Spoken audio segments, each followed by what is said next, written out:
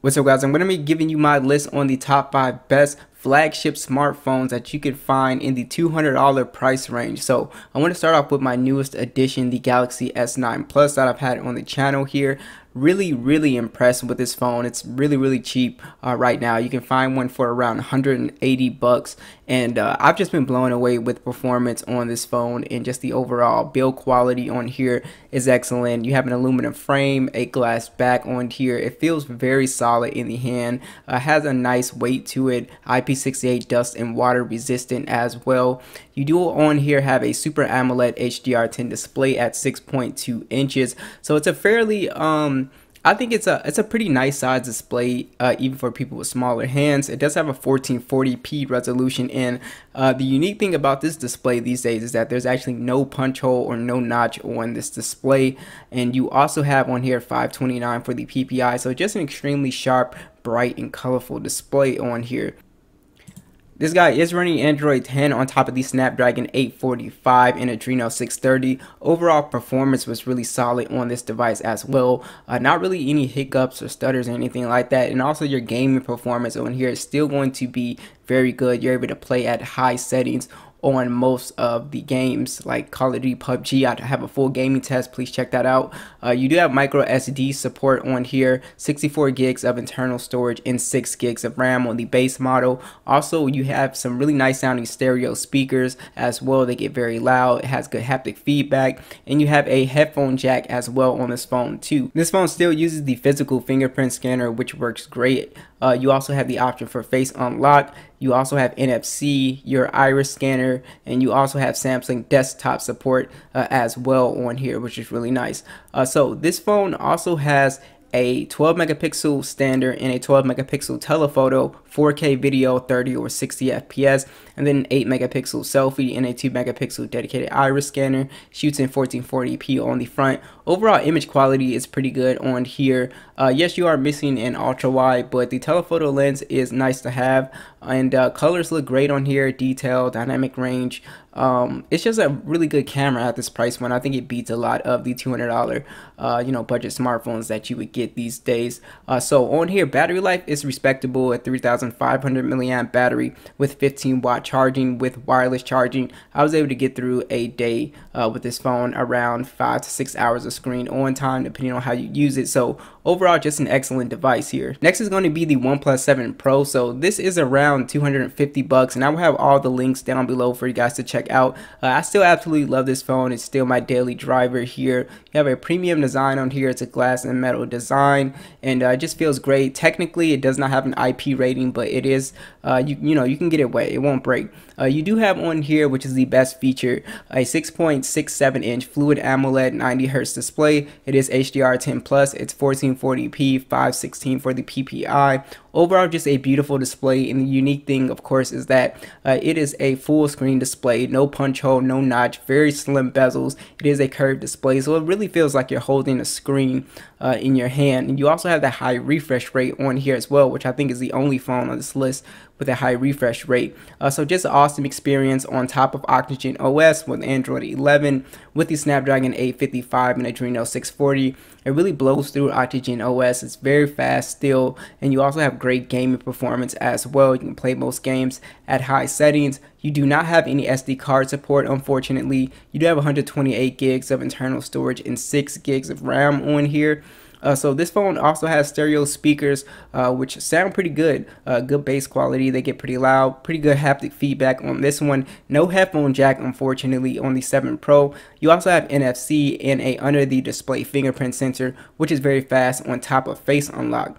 Now this phone actually gets pretty good battery life at 4,000 milliamps, and it charges pretty fast with a 30 watt warp charge. So overall, the 7 Pro is definitely a phone you should take a look at. Now next is the Samsung Galaxy S10, or you can get the S10e. I'm going to talk about the S10 because we have not talked about it on a list so far. So this phone is really awesome, around $238 for the price point, and it's just an awesome device so far. So you have an aluminum frame on here, glass back. It's also IP68. I love the feel of this phone. Very slim, very nice to feel. I think it's still a very good looking phone. On here you have the dynamic AMOLED display HDR10 Plus at 6.1 inches. This one actually has a very sharp display at 1440p 550 for the PPI, and it has a slight curve to it, very slim bezels with the punch hole. I really like the display. It's very bright, very colorful, and I just enjoy watching content, playing games on this phone. I really like the screen size. So you do have Android 11, One UI 3.0, Snapdragon 855, and Adreno 640 on here. So again, performance is going to be really fast on here, and you also have great gaming performance as well. You also have micro SD support, 128 gigs of internal storage, and actually 8 gigs of RAM on the base model, so plenty of RAM for multitasking and stuff like that. You also have stereo speakers on board, which sound amazing, and you also keep the headphone jack on this guy too. You do have NFC on board, of course, with your under the display fingerprint sensor, which is very fast. So I absolutely, had zero issues with the speed of it or the accuracy. And you can also take advantage of face unlock. This has all the bells and whistles like Samsung desktop support, the reverse wireless charging on here as well, which is really cool. And I think the S10 also has very good cameras. It's pretty much the same on par with the S10e. So the only difference is that you have a telephoto lens. So you have a 12 megapixel standard, 12 megapixel telephoto, and then a 16 megapixel ultra wide. It shoots in 4K, and then you have a 10 megapixel selfie cam that shoots in 4K.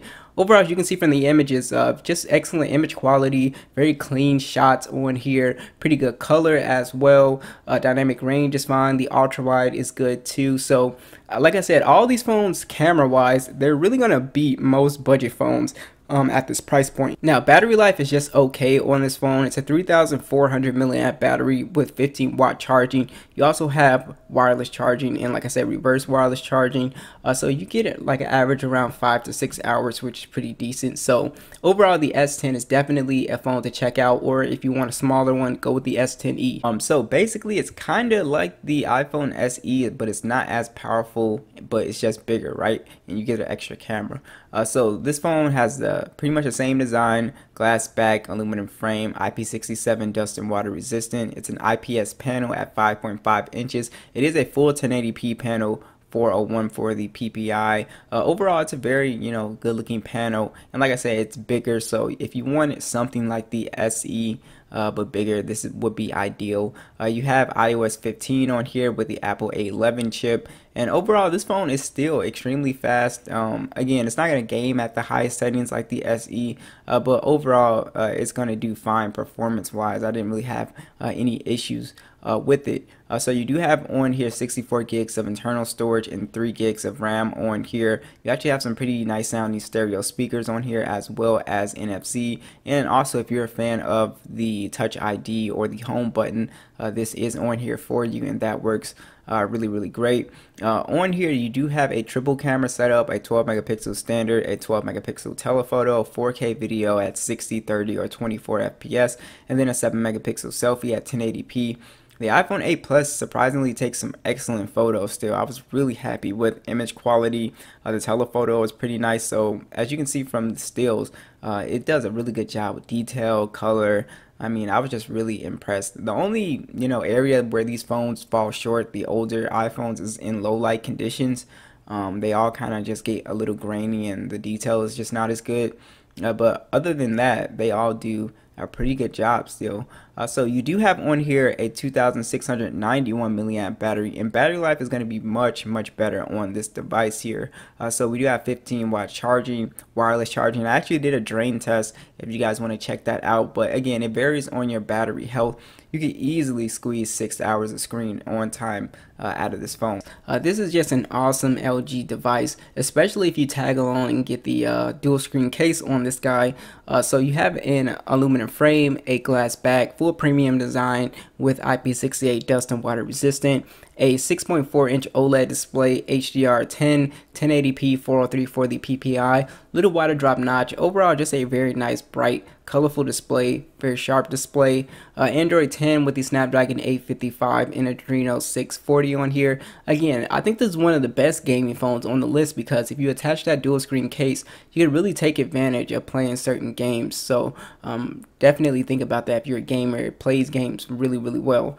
You also have micro SD support, 128 gigs of internal storage and 6 gigs of RAM on here. So plenty of storage. Also stereo speakers are on here, which sound pretty good. And the highlight feature with this phone is the headphone jack. You have a headphone jack with a quad DAC on here, so excellent audio experience as far as plugging in headphones. NFC is on board. The fingerprint scanner is under the display.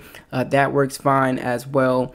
Cameras on here are actually pretty decent. 12 megapixel standard, 13 megapixel ultra wide, 4K video on the front and back with a 32 megapixel selfie.